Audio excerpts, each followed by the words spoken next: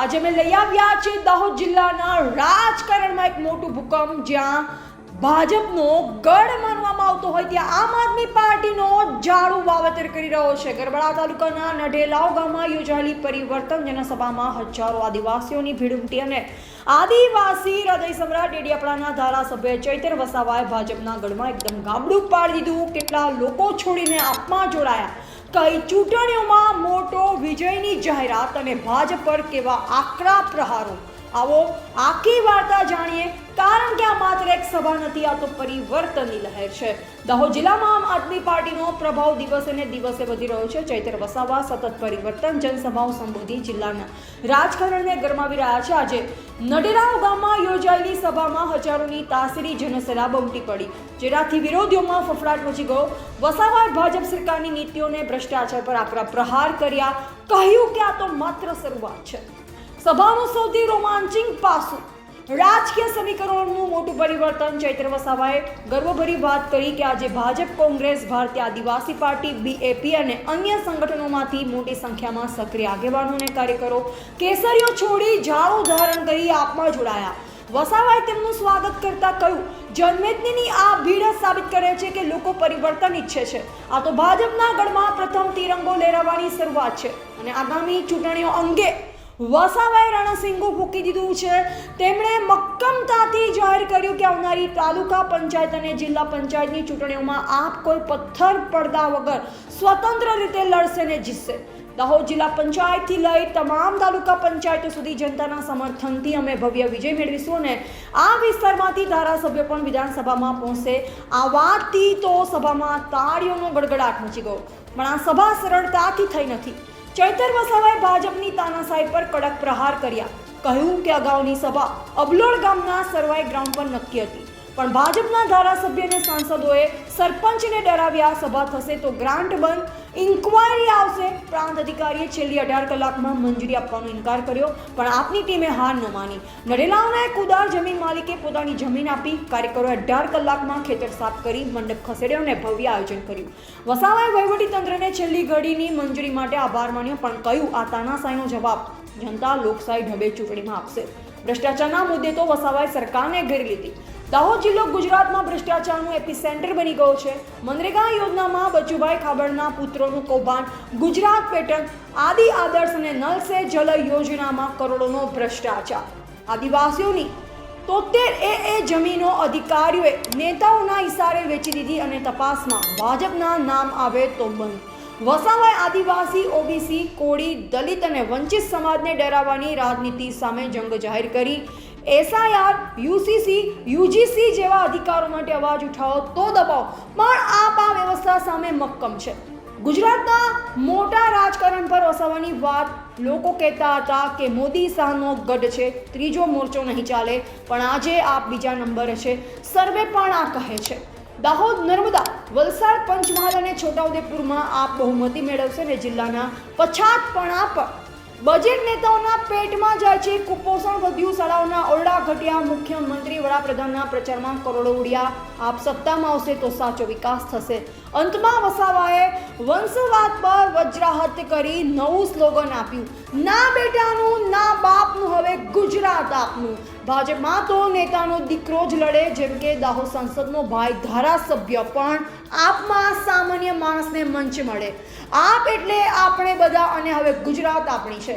આ સભામાં આપના દાહોદ જિલ્લા પ્રમુખ રાકેશ બારિયા, પ્રદેશ સંગઠન મંત્રી નરેશ બારિયા સહિત અગ્રણીઓએ સભાને સફળ બનાવી। આજે નાંડેલાવ ગરબાડા ખાતે આમ આદમી પાર્ટીની પરિવર્તન સભા મળી અને આજની આ પરિવર્તન સભામાં ભાજપ, કોંગ્રેસ, બાપ પાર્ટી અને અન્ય સંગઠનોમાંથી ઘણા આગેવાનો પણ આમ આદમી પાર્ટીમાં જોડાયા છે। એમનું અમે સહર્ષ સ્વાગત કરીએ છીએ। જે પ્રકારે હજારોની સંખ્યામાં જનમેદની અહીંયા ઉમટી હતી, એ પુરવાર કરે છે, સાબિત કરે છે કે આવનારી તાલુકા જિલ્લા પંચાયતોમાં તમામ લોકો આમ આદમી પાર્ટી સાથે છે અને આમ આદમી પાર્ટીને દાહોદ જિલ્લા પંચાયત હોય કે તમામ તાલુકા પંચાયતો એમાં આમ આદમી પાર્ટી સ્વતંત્ર લડશે અને સ્વતંત્ર જીતશે, એ આજે જનમેદની પરથી સાબિત થાય છે। અમારી અગાઉ જે સભા હતી સરવાઈ ગ્રાઉન્ડ ખાતે, તો ત્યાંના સરપંચને ભાજપના ધારાસભ્ય અને સાંસદ દ્વારા ડરાવવામાં આવ્યા।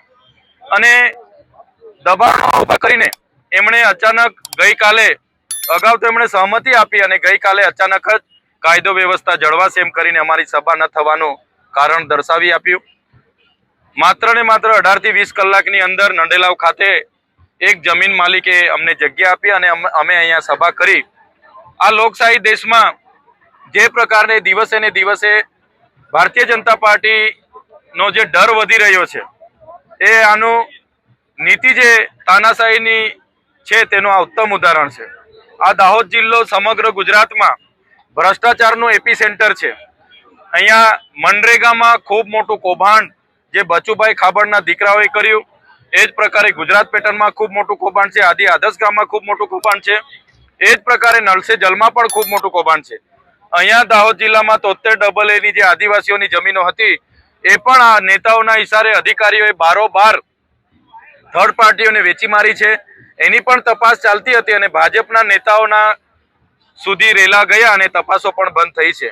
ત્યારે આમ આદમી પાર્ટી આવનારા દિવસોમાં એમના કૌભાંડો ઉજાગર કરવાનું કામ પણ કરશે અને સાથે સાથે જ્યાં પણ આ ભાજપના નેતાઓ આદિવાસી સમાજને ગેરમાર્ગે દોરવાનું કામ કરશે, આદિવાસી સમાજને ડરાવવાનું કામ કરશે, તેની સામે આમ આદમી પાર્ટી પૂરી મક્કમતાથી લડશે અને લડવા માટે અમે કટિબદ્ધ છે.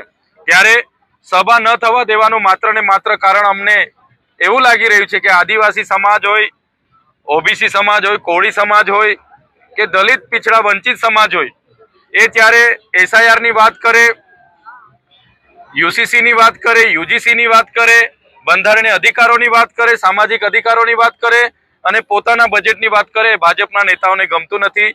એટલે લોકો જાગૃત ના થાય, શિક્ષણ ના માગે, રોજગારી ના માગે, ખેડૂતો પોતાનું સિંચાઈનું પાણી ના માગે, પીવાનું પાણી ના માગે, એ પ્રકારની વ્યવસ્થા અહીંયા ઊભી કરવામાં આવે છે, જેની સામે લોકોમાં આક્રોશ છે અને આજે હજારોની સંખ્યામાં લોકો ઉપસ્થિત રહ્યા અને અમારી સાથે પણ જોડાયા છે.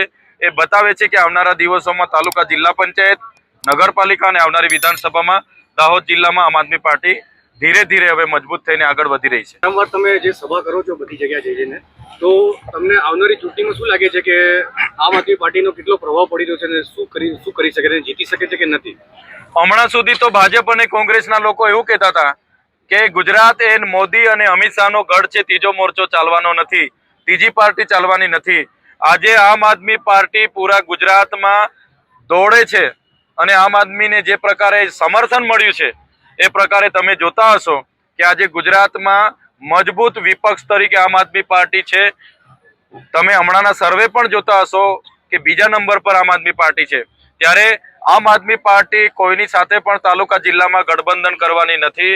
આમ આદમી પાર્ટી આવનારી ચૂંટણીઓ સ્વતંત્ર લડવાની છે અને આમ આદમી પાર્ટી સમગ્ર ગુજરાતની અનેક અમે જે પ્રકારે દાહોદ જિલ્લા પંચાયત છે, નર્મદા જિલ્લા પંચાયત છે, વલસાડ છે, છોટાઉદેપુર છે, પંચમહાલ છે, એમાં અમને પૂરી અપેક્ષાઓ છે કે લોકો અમારી સાથે છે. અમારી જિલ્લા પંચાયતો પણ બનશે. આવનારી વિધાનસભાઓમાં પણ અમારા ધારાસભ્ય વિસ્તારમાંથી ચૂંટાઈને વિધાનસભામાં જશે. તમે દાહોદ જિલ્લાનો વિકાસ કઈ રીતે દેખો છો? દાહોદ જિલ્લાનો વિકાસ આજે રૂંધાઈ ગયો છે. આજે દાહોદ જિલ્લો એ દેશના અતિ પછાત જિલ્લાઓમાં દાહોદની ગણના થાય છે. જો એનું સૌથી મોટું કારણ કોઈ હોય તો દાહોદ જિલ્લાના લોકો માટે બનતું બજેટ અહીંના નેતાઓના અને અધિકારીઓના પેટમાં જાય છે, જેના કારણે દાહોદ જિલ્લાનો વિકાસ નથી થયો. જેના કારણે દાહોદ જિલ્લામાં કુપોષણથી પીડાતા બાળકોની સંખ્યા વધારે છે, બેરોજગારોની સંખ્યા વધારે છે, શિક્ષણનું સ્તર નીચે છે, શિક્ષકોની ઘટ છે, ઓરડાઓની ઘટ છે, આંગણવાડીઓની ઘટ છે. આ તમામ બાબતોમાંથી દાહોદ જિલ્લાને કાઢવું હશે તો આમ આદમી પાર્ટી આવનારા દિવસોમાં આવે સત્તામાં તો જ દાહોદ જિલ્લાને ન્યાય મળશે, એવું અમે સ્પષ્ટ માનીએ છીએ. दाहोद जिले के अंदर एक कथन बहुत लोकप्रिय हो रहा है और उसमें चर्चाएं बहुत हो रही है, जो कि आम आदमी पार्टी ने इस बार दिया है, ना बेटा का और ना बाप का, इस बार गुजरात आपका. तो इसके बारे में क्या कहो? ના બેટાનું ના બાપનું, ગુજરાત આપનું. ગુજરાતમાં અને દેશમાં નેતાઓના પરિવાર વાળા જ લડે. એનો છોકરો હોય, એનો ભાઈ હોય, એ જ લડે. દાહોદમાં બી સાંસદ હોય તો એનો ભાઈ જ ધારાસભ્ય બી લડે. અમારામાં એવું નથી. આમ આદમી પાર્ટી બધા જ લોકોને મંચ આપે છે. બધા જ આવો એક પરિવારની જેમ સાથે મળીને આપણે લડીશું. જે પ્રકારે આદિવાસીઓના બજેટમાંથી મુખ્યમંત્રીના કાર્યક્રમમાં 100 કરોડનો ખર્ચો થાય, વડાપ્રધાનના કાર્યક્રમોમાં 100 કરોડથી વધારે ખર્ચો થાય, વિકાસ યાત્રાઓમાં ખર્ચા થાય, અમૃત મહોત્સવોમાં ખર્ચા થાય, એમના પ્રચાર પ્રસારમાં ખર્ચા થાય, એમના જમણવારમાં, નાસ્તામાં, ચામાં, એનાથી આદિવાસીઓમાં કુપોષણ વધી ગયું છે અને આદિવાસીઓનું બજેટ આજે આદિવાસીઓ માટે વપરાતું નથી. એટલા માટે આવનારા દિવસોમાં અમે પરિવર્તન ઈચ્છીએ છીએ અને અમે સ્લોગન આપ્યું છે, ન બેટાનું ન બાપનું, ગુજરાત હવે આપનું. આપ એટલે આપણે બધાનું ગુજરાત. એટલે આવનારા દિવસોમાં પરિવર્તન આવશે. તો આથી દાહોદની રાજકીય લયની આખી વાર્તા તમને કેવી લાગી કમેન્ટમાં જરૂર જણાવો. DTV ન્યૂઝને લાઈક કરો, શેર કરો અને સબસ્ક્રાઇબ કરજો, કારણ કે અમે લાવીએ છીએ તમારા વિસ્તારની તાજી ખબરો.